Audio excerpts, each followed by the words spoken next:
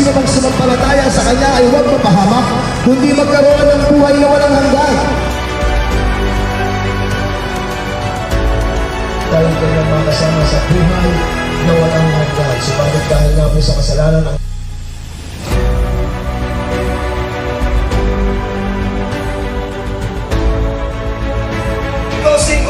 kaya nga kung ang sino man ay nakipag-isa kay Kristo, siya ay bago nilalang.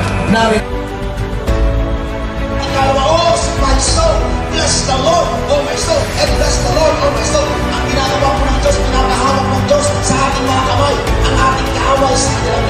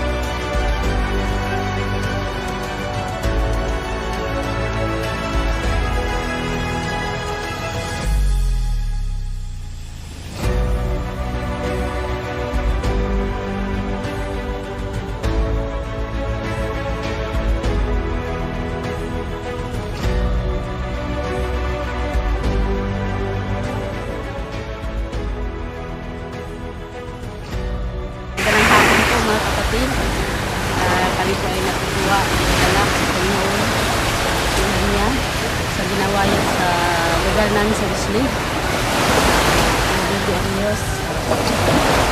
We are told not to be members.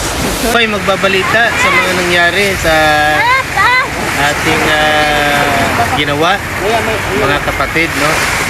Salamat din sa inyong mga tulong, especially the prayers, no? At saka sa financial din na bagay sa team.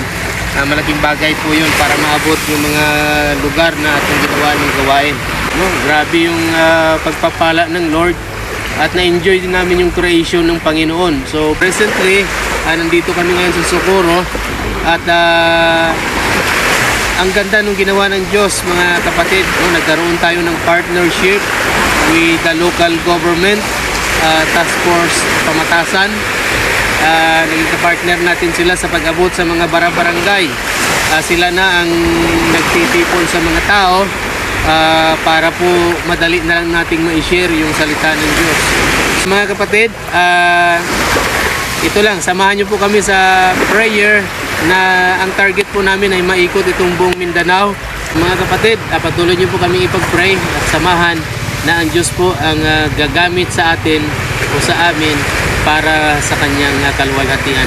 Magandang hapon po at maraming salamat. God bless you. Magandang araw po. Ako na may hindi taga rito, pero naparito po dahil sa calling ng Panginoon. Ako po ay magbigay po ng testimonya sa pagdating po ng mga bisita namin. Kami po ay nasisiyahan nung sila po ay naperito. Hindi po talaga ma-express yung feeling namin nung dumating kayo. Hindi namin naasahan at talagang kayo po talaga ang pinapunta ng Panginoon dito at mga kailangan namin. Hindi lang sa material, hindi lang yun sa physical at lalong-lalo na sa spiritual na aspeto ng buhay namin. Before po kayo naparito sa amin at ako'y nagpapasting po ng 1 week.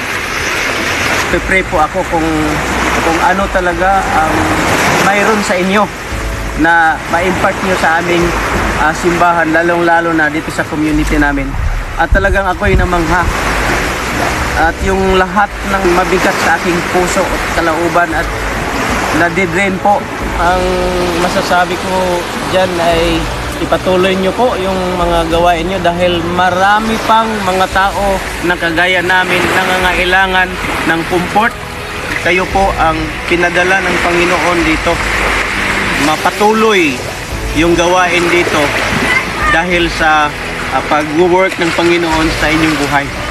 At marami pa pong mga tao na nangangailangan na hindi pa natin naabot yung pangangailangang spiritual sa kanila. Ito nga kami, gusto ko nang umuwi doon sa amin dahil bigat na nararamdaman namin dito, pero na-revive at saka bumalik yung apoy sa puso ko nga talagang ipagpatuloy anumang mangyari dahil sa kabutihan ng Panginoon at sa mga kaluluwa ng mga tao na narito.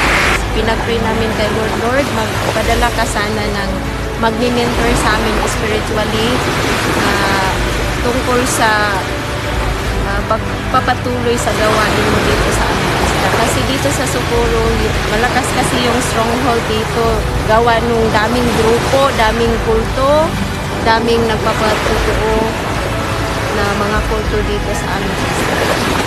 Hindi lang po dito yung Christian, kunti lang kami, kunti lang din yung mga church.